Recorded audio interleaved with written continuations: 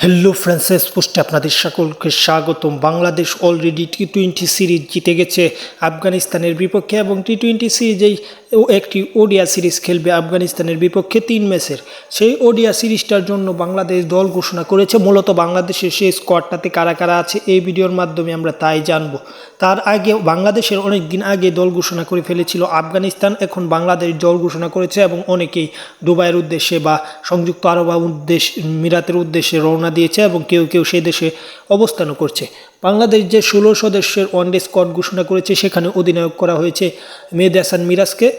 এবং পুরো ভিডিও দেখার আগে চ্যানেলটি সাবস্ক্রাইব করুন। মেহেদী হাসান মিরাজ হচ্ছে অধিনায়ক, তানজিদ হাসান তামিম তিনি হচ্ছেন ওপেনার এবং মোহাম্মদ নাহিম শেখ তিনি হচ্ছে ওপেনার।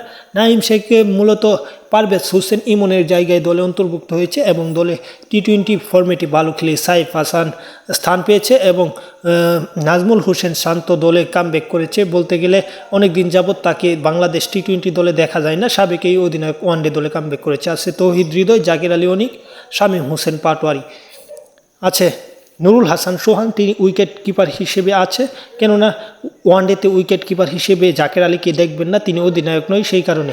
আছে রিশাদ হোসেন, আছে তানভীর ইসলাম। তানভীর ইসলাম গেল শ্রীলঙ্কা সিরিজে অত্যন্ত সুন্দর বোলিং করেছিল, সেই জন্যই তাকে রাখা হয়েছে। আছে তাসকিন আহমেদ এবং মুস্তাফিজুর রহমান, তানজিব হাসান সাকিব, হাসান মাহমুদ ও নাহিদ রানা। অনেক দিন পর নাহিদ রানা দলে যুক্ত হয়েছে। পাশাপাশি এই দল থেকে মানে টি-20 দল থেকে বাদ পড়েছেন বলা যায় শেখ মেহেদী হাসান, আরও বাদ পড়েছে নাসুম এবং বাদ পড়েছে শরীফুল সাইফুদ্দিনের মতো ক্রিকেটার। যুক্ত হয়েছে হাসান মাহমুদ এবং নাহিদ রানা। ওয়ানডে দল আর টি-20 দলের মধ্যে পার্থক্য ঘটে বাংলাদেশের এইটা, এবং এই দলের থেকে হয়তো আরও অনেকেই সামনে সুযোগ পেতে পারে ওয়েস্ট ইন্ডিজের বিপক্ষে সিরিজে।